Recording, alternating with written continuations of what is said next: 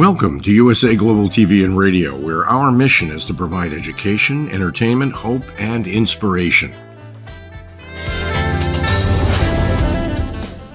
USA Global TV and Radio connects you with experts and audiences all around the world every single day to help you succeed in business and to live a richer life. Visit us at usaglobaltv.com to learn about career and life-changing training and mentoring programs like the Listening Mentor. Subscribe to our newsletter to stay informed about our special programs and offers. Discover how you can become a guest on one of our shows or a host or producer of a USA Global TV and Radio show of your very own. That's USA Global TV and Radio, where the doctor is always in.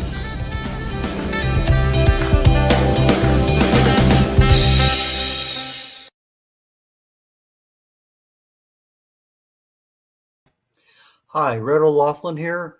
We're on the Wise Ones on the USA Global TV and Radio Network.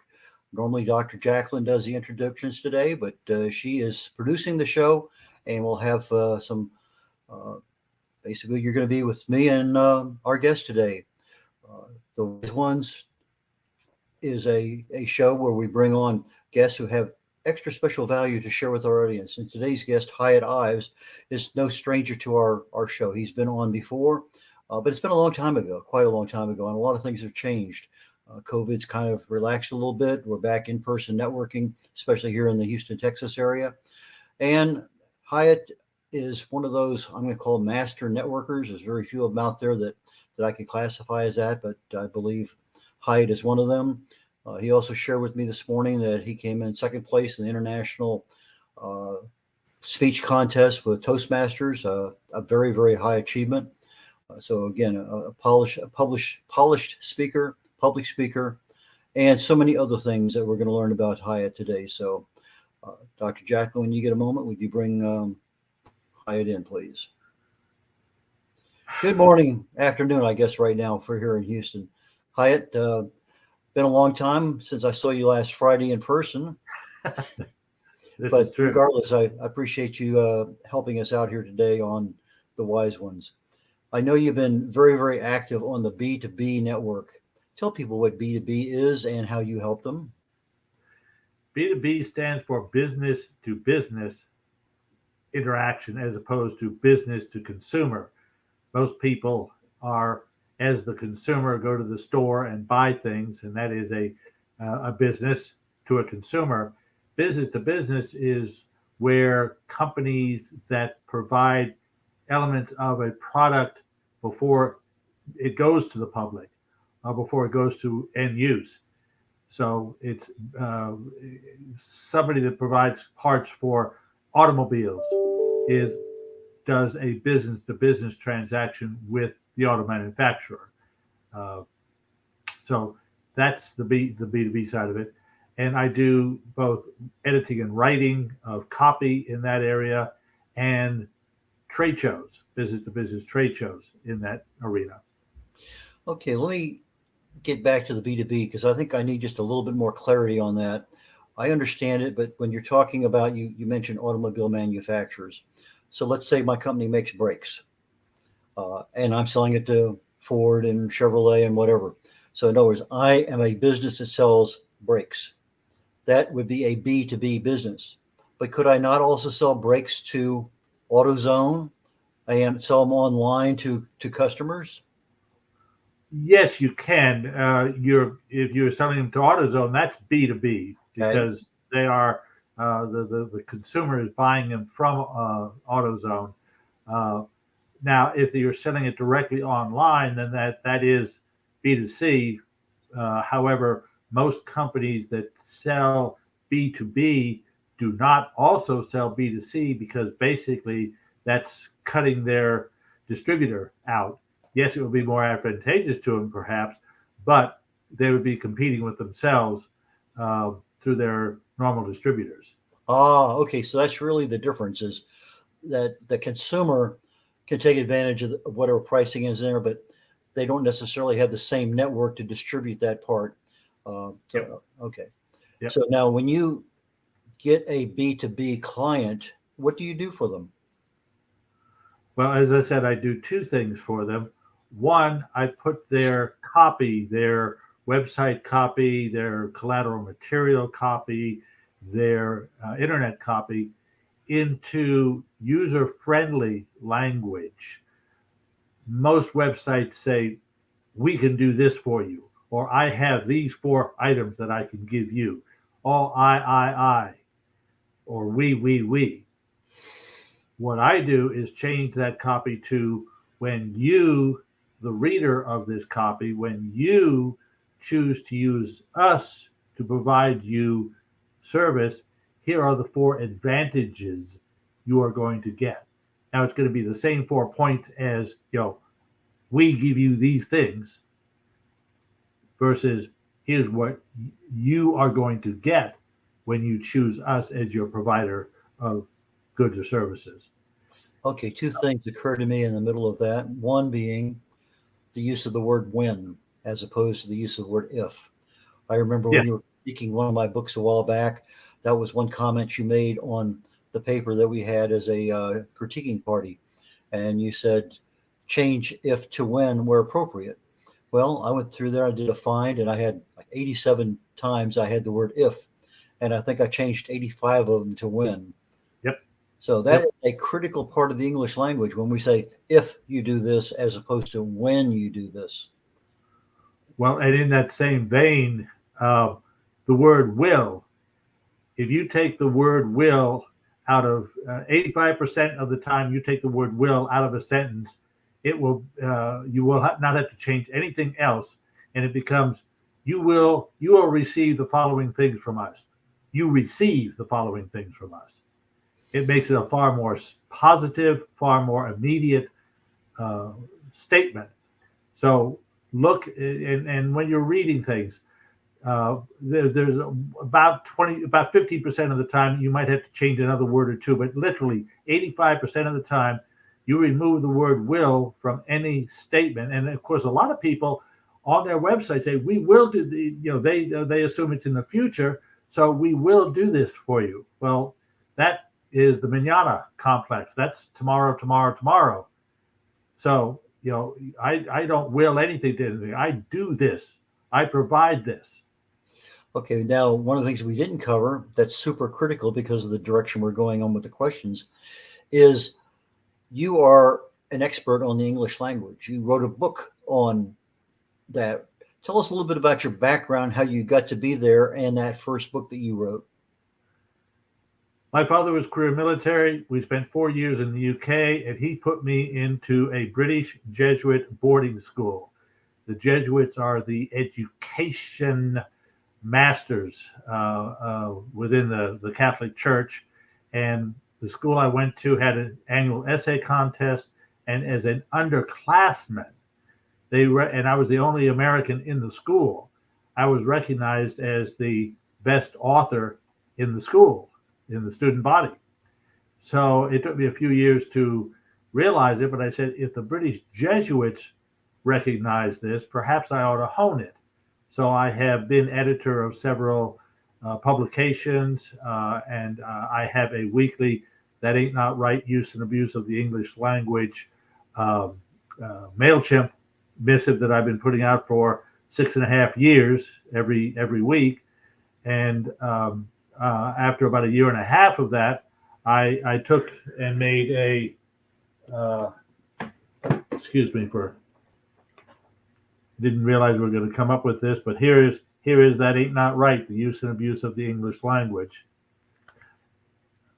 I'm ready to do edition 2 because that first one was done after about 60 of the weekly ones, and I think there's 22 or 23 of them in here, and I've now got well over 300. So wow. It's ready for republishing and in a fuller book form than this. Okay, so you took and published on a weekly basis in your newsletter, and then you took a compilation of all those newsletters and selected what you thought was the best parts that your readers would enjoy, and you wrote a book. Simple as that, right? Yep. I put it into the strength of tense, desnobification, the royal pains, punctuation rules, elimination eliminate the unnecessary. So that one had 5 subsections.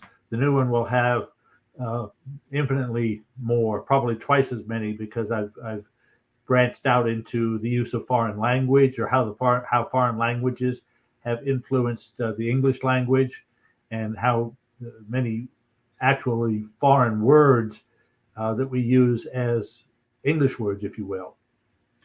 Well, I remember one of the ones that you told me about, and I see even now, literally every day, not necessarily every single day, but I see it more often than not. And I'll see the sign that says, "Don't forget the ice." What's wrong with that sign? The human brain does not like the negative, so it blocks out the negative. So is don't forget the ice. It blocks out the don't, and it says forget the ice, and you do. Don't walk on the grass. What do? You walk on the grass. Don't touch the paint. What do? You touch the paint. What you do is turn that around and make it remember the ice. So instead of don't forget the ice, remember the ice. So remember the grass. Well, there, oh, you had to use that. You had to do that to me, didn't you? I was, um, just wet paint. It's fine. Yeah. It's definitive. Grass growing. Yes. But yeah, the key one is don't forget. And I actually have a photograph of a store that had like 16 checkout stands, and every single one of them was don't this, don't this, don't this, don't forget, don't forget, don't forget, don't forget. And just remember the ice, remember the groceries, remember to go to the cleaners. And so that's how you do that. Okay, we digressed. That's my English language side, and use and abuse thereof. The second area of expertise is business to business trade show marketing. Now, obviously, when COVID came, everything shut down, all the trade shows shut down. And in the first year, and even to this day, because we're only a year out from the lifting of sanctions, if you will, a lot of the shows that had 200 and 300 exhibiting companies now have 100 or 150 exhibiting companies, and the companies that were exhibiting in 20 by 20 booths are now in 10 by 20 in lines. And on the other side of the ledger, the companies that would send delegates to the show in the past would send 4 or 5 from maybe a couple of different departments. Now only send a couple, and it's the decision maker and the chief influencer. So I have been in the last 6 months to about 6. I've taken different clients to 6 different trade shows in different verticals. And once inside the hall, once at the show, the focus is by the exhibitors. Here are the things that our key products and services that are going to make your life easier, faster, less expensive, whatever. And the delegates are down to 1 or 2, to where they can quickly make the decision, yes or no, or negotiate with you. So while they are smaller, they are in fact more impactful when you do them correctly. And that's where I come in. Okay, so you can handhold somebody and take them through a trade show and show them, hey, this is a great booth. This is set up really nice. They have whatever. Or you can say, you see those? Don't forget the ice. They have way too many products they're advertising, or whatever it may happen to be. And so you have the advantage of being able to say, now from a booth owner's perspective, this is what I do. From a visitor's perspective, this is what I'm looking for. And so you have both sides of the coin, if I remember right. I think you wrote a book on that one too, didn't you? Oh, funny that you should ask. Yes. It's called this little gem right here, 88 Successful Event Strategies. And this comes out of my 40 plus years of doing local, national, international trade shows. I was 6 years the international trade show manager for an oil equipment manufacturer. And over that 6 year period, I did multiple shows in Scotland, Norway, Russia, China, Singapore, Bangkok, Bahrain, Saudi, Rio, Caracas, Maracaibo, all over the United States, all over Canada. How have things changed on trade shows pre and post COVID? You mentioned the fact that the footprint is smaller, the number of uh, business owners are smaller. Are the crowds smaller also? Yeah, yeah. Proportionately, the exhibitors are fewer and they're in smaller spaces, and the delegates are fewer. But well, let me go back. The exhibitors are fewer and in smaller spaces, but because they have gone to the smaller spaces, they focus more specifically on their key products and services. When they had a whole lot of space, oh heck, I'll just show everything we have, which is a fallacy. What you want to do is focus your market, you focus your attention on the products or services that are applicable to the specific market. Case in point, I did all of the domestic shows and exhibits for what is now waste management. And unbeknownst to a lot of people, there were 10 very distinctive verticals within that company. Define vertical for the audience. Funny that you should ask. In the waste control business, you've got residential waste, you've got apartment waste, you've got business waste, you've got street parking lot cleaning, you've got landfill, and I forget some of the other ones, but each one of those is a very specific vertical that is treated with different types of vehicles and so on. And my predecessor, the company had offices in every major city around the country, and we would support their trade shows. Well, my predecessor put literature or back wall copy for all 10 of the verticals. Well, when I took over, and then they tried to put all 10 of them on there, and it'd be a hodgepodge, and there was no rhyme or reason to it. What I did is nobody could get a booth with more than 3 of the 10. And I said, in your market, which are your 3 most important verticals? And they would get only those 3. Now, could they talk about the others? Certainly. If they were asked about it, certainly. And you might even have some under-the-counter literature on some of the other things. But as far as the show was concerned, because it was in a particular geographic area with a particular geographic needs, we would have a show-specific, audience-specific 8.5 by 11 front and back piece of literature that dealt with the key products or services for that market. Okay, so a vertical is a particular product line or service line that a company does, and they may have a half a dozen or a dozen different products or different service lines, but they're called verticals in the business. Yeah, and it's more the market you're serving, the medical. Well, let me go oil and gas. Oil and gas is one vertical, but within the oil and gas vertical, you've got the oil vertical and you've got the gas vertical. You've got the onshore, offshore, high pressure, low pressure. So you can split the hair, many times, and each one of those verticals then has its own infrastructure and its own network.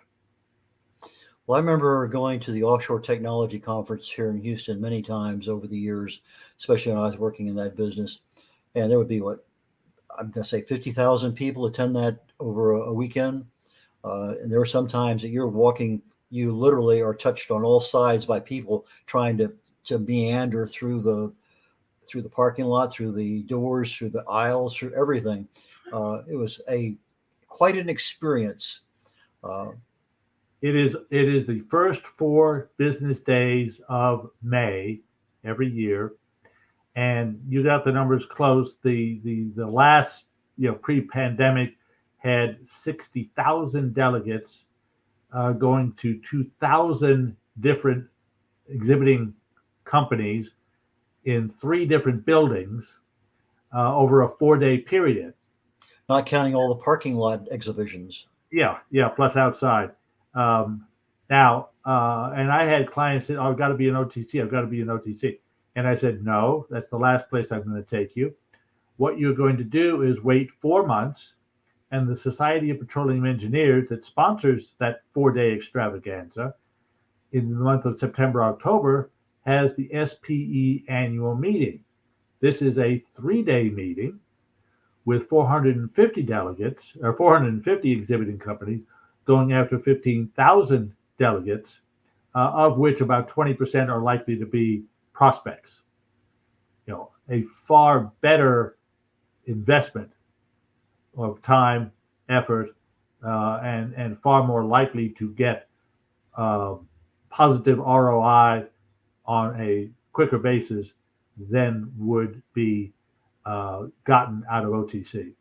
So, as a B2B consultant, these are things that you take a look at, and from the company's perspective that you're representing, you're saying it makes more sense as far as being able to do this, or this, whatever their goal is. That maybe what they've always done isn't what they should be doing right now, and maybe something they haven't done before might be more conducive toward growing their business. Is that a fair statement? Absolutely. And one of the on the trade show area, I go to primary and secondary shows. Now, what do I mean by that? I have a client that has a hardware software piece of equipment that goes into fire engines. As they are pulling out of the fire station to go to the fire, they can pull up on the screen the schematics of the house, office building, warehouse, wherever they're going, and know where they're going and what they're going to be experiencing before they get there. Now, I'm obviously taking them to the National Fire Chiefs Association meeting, obviously. However, I'm also taking them to the International Association of Emergency Vehicle Manufacturers. They have an annual trade show. And these are the people that build the fire engines, the ambulances, the other emergency vehicles. Now, is the chief of police, is the fire chief liable to go to that show? No, he's going to the National Fire Chiefs Association show to mix and mingle with his fellow fire chiefs. But his number one lieutenant, who's responsible for 300 vehicles in their fleet, is going to that Emergency Vehicle Manufacturers Association. So when he sees my client's booth there, he will say, "We need that." He'll go back to the chief and say, "We need this, sign the bottom line." Now, the chief may also see us at the Fire Chiefs Association, but if he missed us at that one and his associate sees us at the Emergency Vehicle Manufacturers Association, the chief's going to sign off on it because, the man that he has responsible for that element of his operation says this is what we need. Networking. I introduced you as a master networker of sorts.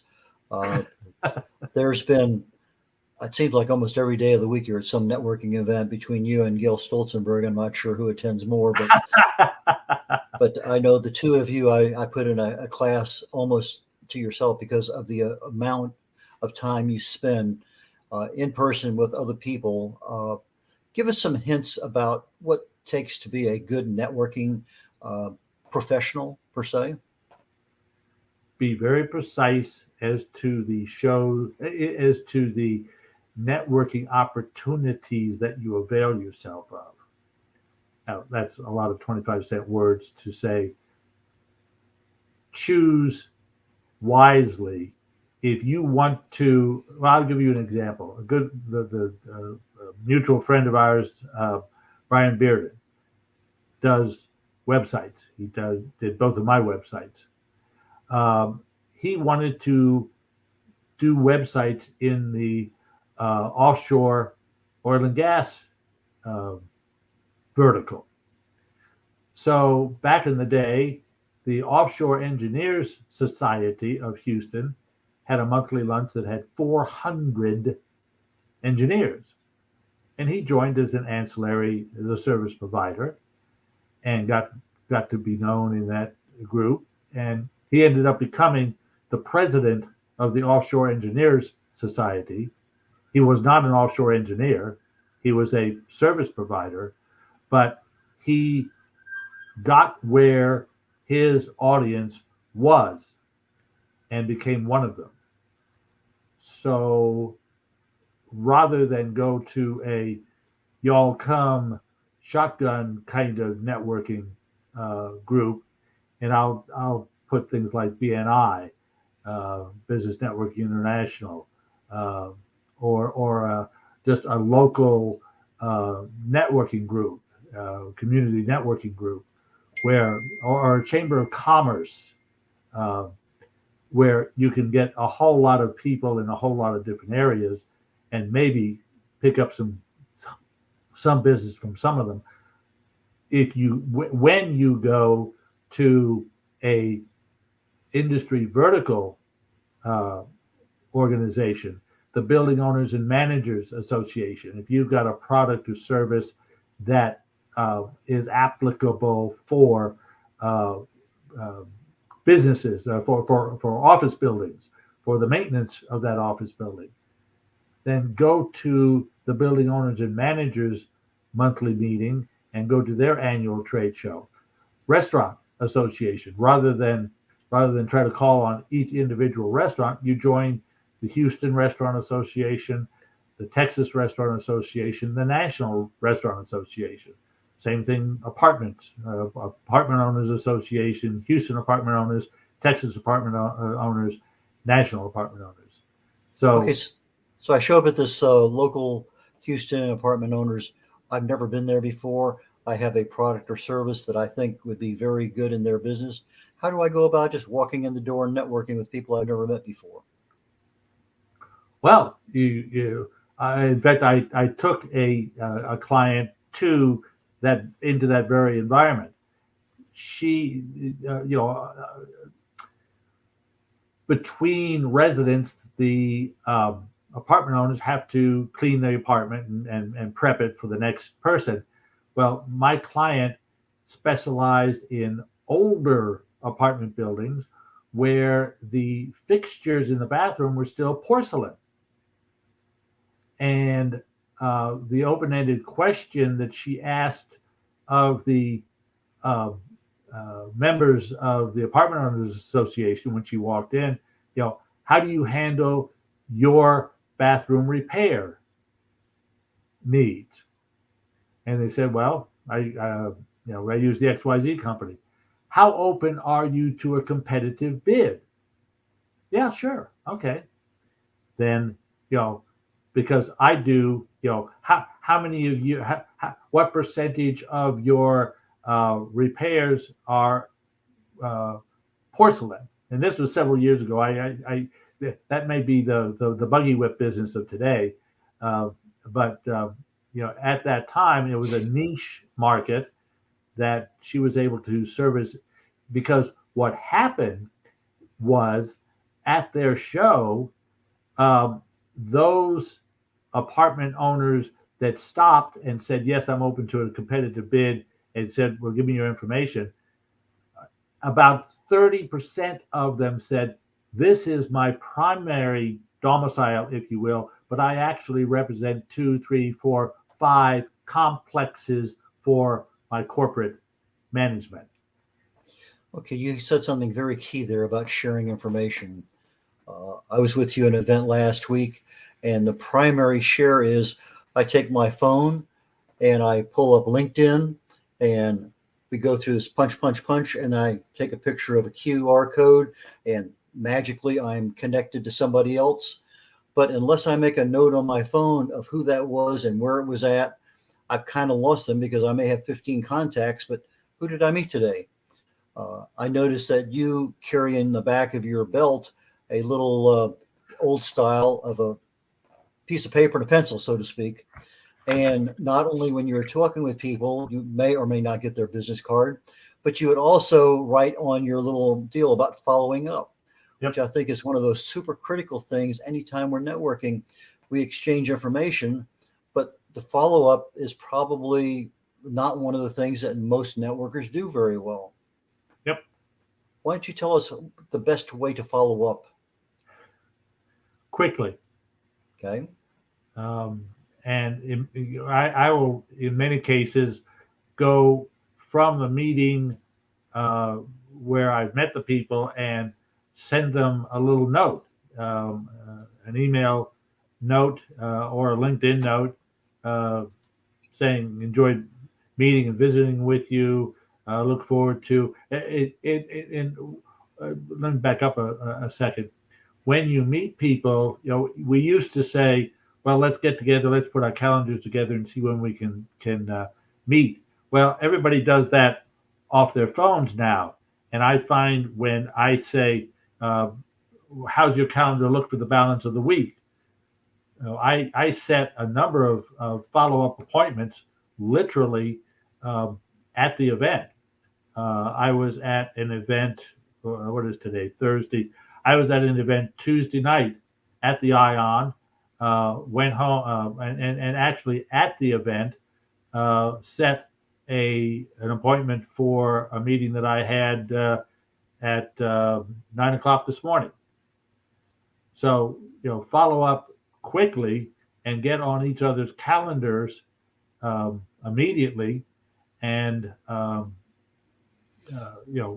follow up from there, or send them material. If you've got a particular overview of your product or service, I'm representing a particular service for a medical equipment manufacturer, and I will verbalize it to a prospect at a networking deal and say, well, send me some information. And then I just send that as an attachment to a brief email, and then follow up from that within 24 to 48 hours. The sooner the better. Well, I noticed as I was meeting people, welcome, Dr. Jacqueline. Hi there. Hi, nice to see you, gentlemen. Hello. Nice to be seen. Yes, absolutely. But following up on what you were talking about, I'm sitting there, and I've never done this before. It's the first time I've done show me your phone and I'll show you mine. And we connected information on LinkedIn, and automatically we're made connections.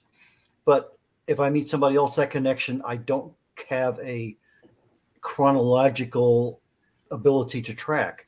So unless I send somebody, say, nice to meet you, when I have their page up, or I go over, in my particular case, I was going initially over to notes and writing their name in, and then putting a keyword about what did I want to follow up with this person. Are they interested in writing a book? Do they have something that I can share somebody with them, because whatever it may happen to be.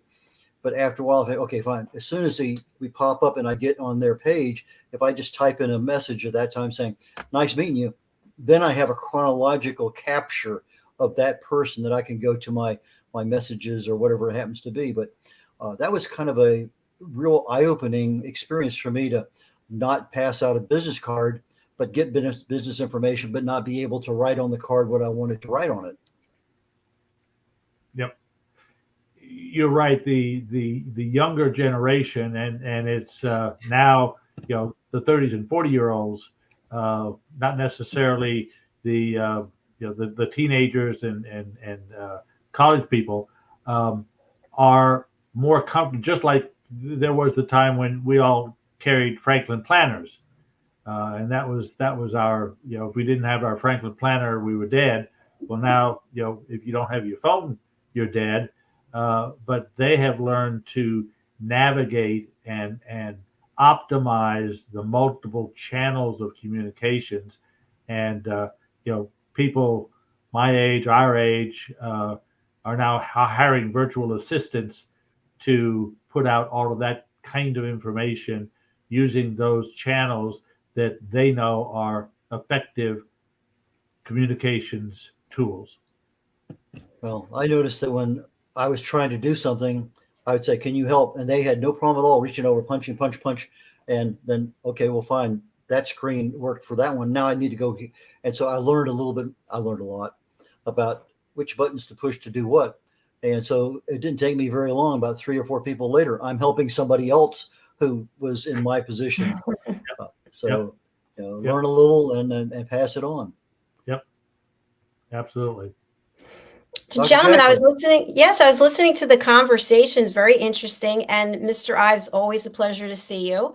I just wanted to ask you if someone is looking to put together a conference or a trade show. I heard you say that the numbers are down. Not as many people, I guess, are going to these events, but they still have a lot of importance. What are some of the things as a business owner that we need to know when we're thinking of putting a trade show together? Well, the shows you want to go into are the shows where your prospects are. Now, how do you find that out? You ask your current clients in that vertical. Ask them 2 questions. One, where do you go to get educated in your field? And the second one is, where do you go to interface with other players in your field? And it may be the XYZ Society for Education and the ABC Association for intermingling with, and then get involved in either or both. In some cases, it may be, they go and get educated and intermix with their compadres at the same event. All the better. But those are the 2 suggestions I make to optimize the amount of time you spend using those tools to communicate. Thank you for that, Hiett. I'm wondering, is it fair statement to make that as a small business owner, we don't necessarily want to create our own trade show? We Oh, want absolutely. absolutely do not create your own. No. You got to be a big boy, and I have done that when I was with the auto equipment manufacturer. We literally set up we took a large hotel ballroom and brought in 4 or 5 of our key pieces of equipment, and then it did a private show where we literally went and picked up, the decision makers at some of the major buying companies, and then put out a by invitation invitation to the rest. And literally, they came to a show that was our show, and the only thing they were going to see was our stuff. But you've got to be deep pocketed to pull that off. You're better off finding as I said, the local show, the local, state, regional, national, international show in the vertical that you're working in, and be a participant of that, both as an exhibitor, as a sponsor, there are many ways to get your name in front of the audience at those events. Thank you. That makes a lot of sense. So if we don't have deep pockets and our pockets are literally sewn shut, we, we have to look and see what's already out there and take advantage of those shows. And I'll give you go ahead, Red. I say, as we're getting close to wrapping up the show, I did want you to comment very briefly on the International Speech Contest on Toastmasters and your background in that, just so people have a better understanding of who Hiett Ives is and some of the value that you get to share with the world. When I was knee-high to a grasshopper and working for a company that I had to deal with a lot of outside people, my boss said to me, "You have to speak for large groups, and you're not a very good speaker. If you want to keep your job, find the Toastmasters Club." Well, that was many moons ago, and I joined Toastmasters, and I have stayed a member. This morning, I participated in our club level national international speech contest, and the winner there will go to the next level and next level and next level, and the final winner will be crowned the international best speaker. I this morning came in number 2 in our club level. So if the winner is unable to go to the next level, I will represent our club at the next level. So if you're in business and you're networking and you want to improve all sorts of parts of your life, Toastmasters is probably one of those places that you can go to learn how to speak better, organize your thoughts, have improvement through really good critique, because we're not there critiquing the person, we're critiquing the actual speech content and structure and the things that go about making a presentation better. And so I've been a Toastmaster for a number of years, and I used to be able to take a really good 5-minute topic and cram it into 30 minutes. I could take a 30-minute topic now and do it very well in 7 or 8 minutes and have everything very well organized, where I don't have to have anything in front of me other than just the points that I have in my brain. So I think that's the part about Toastmasters that a lot of people don't understand, is the fact that you can get a lot of improvement very, very quickly just by participating. And a good percentage of our club are foreign nationals who are using Toastmasters as an opportunity to improve their English.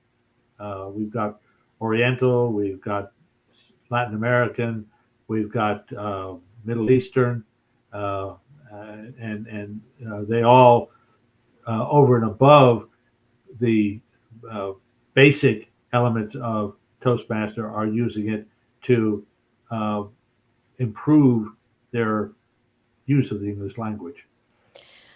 Gentlemen, what is the time commitment for Toastmasters? Is this something that you have to go to at a certain number of times, or you have to present a certain number of times? Tell us a little bit more.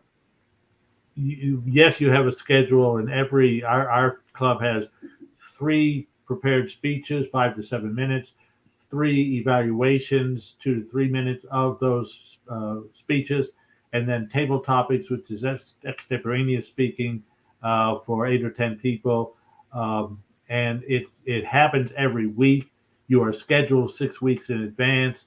You may be a participant in one of the functionary positions of speaker, evaluator, and some other deals. In fact, I just got mine for the next 6 weeks, and so over the next 6 months, which is 24 weeks, and I've got probably 8 or 10 responsibilities where I'm assigned something, and the other times I'm, in the audience, available for whatever is necessary. Dr. Jacqueline, I think to answer your question, basically a weekly for one club, once a week, an hour.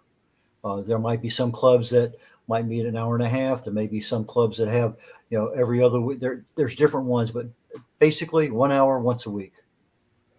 I think it would be fascinating to have a Toastmaster show. Oh, yeah. USA Toastmasters. Yeah. Global Toastmasters. Yeah. Yeah. I don't know. Food for thought. Yeah, well, our club during the pandemic, we met virtually.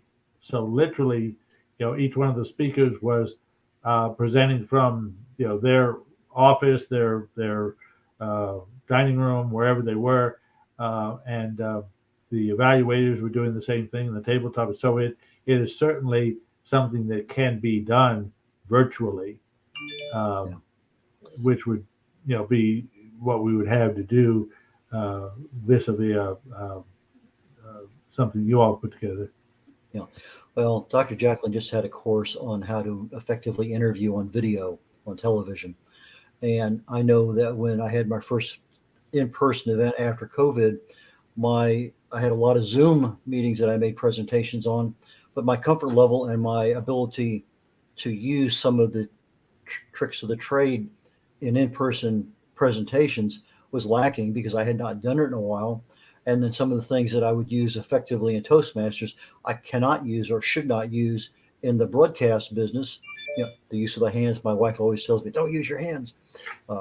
And so those are things there that because of the medium you're in, the dynamic changes. And to be a true professional speaker, you need to know what are those differences and how can you go about honing them. And Toastmasters is a great in-person tool. Yep. Dr. Jacqueline's course is a great one if you happen to be in the business that we're in here as hosting or co-hosting shows, as to how do we make the guest shine? How do we keep ourselves from using our hands to distract everything? So there's a lot of things out there that as we go down the road, I'm learning things continuously. Well, it's interesting. There's over 5 million podcasts out there, and I happen to just tune into some of them. People are doing Facebook Lives all the time, and Hiett, you being the is that a word? Grammarian? Grammarian. I do love your newsletters. I always read them, all the tips that you give. But it's amazing. People will literally just get out of bed and go on Facebook Live and just start rambling. And I'm thinking, no, it's not professional. But that's what people are doing. So anyway, my goal is just to have people have tools that they can be professional. And I know that's what the two of you are about as well. Yep, absolutely. Well, Hiett, thank you so very much. Tell people how they can reach you, what value you add to their life, their business, and where you can help them at. Well, you can reach me at hiettives.com. You've got my name there. It's HIETTIVES, hiettives.com. And it's hiett@hiettives.com. 832-372-6900. That's 832-372-6900. Hey, give me that again, please. 372 6900. Thank you. I always liked that you had such an easy number to remember. And when I got that number, they had just opened up the 832, and the store that I went to actually gave jumped queue and gave me that 00 number. It was not the next one in line. But, okay, so you help people with B2B, B2C trade shows, and you also do copywriting, you do editing, you do proofing. So there's a lot of things in those areas that you can help people with. Yes, sir. Absolutely. Hi, it was good to see you. Don't be a stranger. We miss you here. I will be back. I am getting back involved. Good. Thank you. Tell Linda we said hello. I'll do that. Okay. Bye for now. Thank you. Thank you. So I know we have to go for your next show, Talking Heads, but thanks for bringing Hiett back. Man, it's always good to see him. And I'm thinking there might be something there. I don't think we can use the word Toastmasters because that belongs to their branding, but I think there's something to be said about giving people those tools and having it be live where they're like under pressure and they have to perform. I'm sure there's, with your entrepreneurial brain, there's things there that all you have to have is a conversation with people, and you get 4 or 5 of them. What about this? And I think that you ferret those things out very, very nicely. So, you wouldn't be, from 2 or 3 shows a week to 30 shows a week if you didn't have that ability to see a niche that people need to know this information. And people really do need to know how to speak better without using their hands on screen. In person, without sitting in their bed, without sitting in their car. But there's a lot of things that in real life, when we talk about speaking, sometimes we keep if I were to raise myself up, I keep all my hand gestures below my shoulders. Well, but there's sometimes when I need to raise that hand gesture up because I want to signal, I want something enforced. And so from a in-person perspective, there's times when I keep my hands down, I raise them up a little bit, I walk in a different direction. If I'm looking at time, maybe I'm going from left to right across this. There's a lot of things that I can do in person I can't do on television, live streaming. And so what worked in that environment doesn't necessarily work here, but does work here is not doing some of those other things. And so it's a matter of mastering those, but you have to understand, not have to. The first part is, like anything else in our lives, awareness, then education, and then taking action, and then being able to learn from our mistakes. Beautiful way to sum up the show, Red. Thank you. And after this, you're coming back in less than 10 minutes. What can people expect to learn from you today on Talking Heads? We're talking about lifestyles and longevity. I talked about human growth hormone, one of the two causes of aging. I'm going to go into telomeres today and finish up that thing, and then get into genes, not necessarily the kind you put on the blue jeans, but the genes that, as we do things, smoking, obesity, exercise, diet, that can affect our longevity, can affect how we look, can affect potential diseases, the risk of being higher or lower. And so we'll talk a little bit about genes, and then we'll kind of see how things go from there. But one last thing before we close down the show today. Last night, I published a book called Understanding the Causes of Alzheimer's. And I checked just before the show, and it still wasn't up, even though my author account says the book is live on Amazon. It's not live on Amazon, but I expect it to be live on Amazon before the end of the day. And my paperback, I checked with my designer, still not done. It's promised by 5:40 this afternoon. I'm hoping to get my paperback book out and published, so it's available also, hopefully tomorrow, worst case the next day. But so if you want to know something about Alzheimer's, what are the causes, right now, for at least for the next 3 or 4 or 5 days, I'm going to keep the cost as absolute minimum as possible, 99 cents for the ebook, and the whatever the lowest price I can set on Amazon, I'm going to set that so that that information can get out to as many people as possible. And with that, I'm going to go ahead and get my running shoes on and head over to the other studio and get myself ready for that. So thank you very much, Dr. Jacqueline. Catch you later. Thank you. I'll see you over there. Bye. Bye now. And I just wanted to make a couple of quick announcements before we sign off. In addition to the book that Red has out, I also have a new book coming out. It's a work of love that is really for children and their families, to teach them how to listen at an elevated level. And I have these books on the bottom, the Amazing Adventures of Lady Ella, the Listening Mentor book that I have co-written with Mariska Dupria and Madeline Chan for the third one. The fourth one's coming out, The Ocean Calls and Lady Ella Listens. But on March 26th, I'm turning 60, and it's the same day that our third book, Lady Ella Has Afternoon Tea in London, is being officially launched. But the great news is you can go over on Amazon right now and you can pre-order the book. All of the animal characters on the books on the bottom represent real people who are elevated listeners. They have taken my course, The Power of Listening. It is life-changing, friends. And I don't just say that. Are you in a relationship that isn't working? Are you in a job where you feel like no one's listening? Do you want to have better connections, deeper relationships, and more authentic conversations? Guess what? It starts with you. It starts with you learning how to listen at an elevated level. I've put together this 2-hour course that is $39. I've priced it so that as many people as possible who can afford it can take this course. And once you take this 2-hour course that's online, you become a team member here at USA Global TV and Radio. Imagine that. You get to hang out with us here. You could be a co-host, you could be a show host, you could be a panelist. There are so many opportunities, and it starts with you taking the power of listening. Why? Because I want to make sure that every person on our team is listening without judgment, without interruption, without providing solutions, and without stealing the stage. And even if you're not on our show, why not take the step to make yourself a better listener? Do it for yourself, do it for your family, do it for your friends, do it for the people you work with. The Power of Listening course, drjacqueline.thinkific.com, available for you right now to sign up. All right, we're headed over to Talking Heads, where Red O'Laughlin will be back momentarily. So thank you for being with us. We look forward to seeing you shortly. Bye.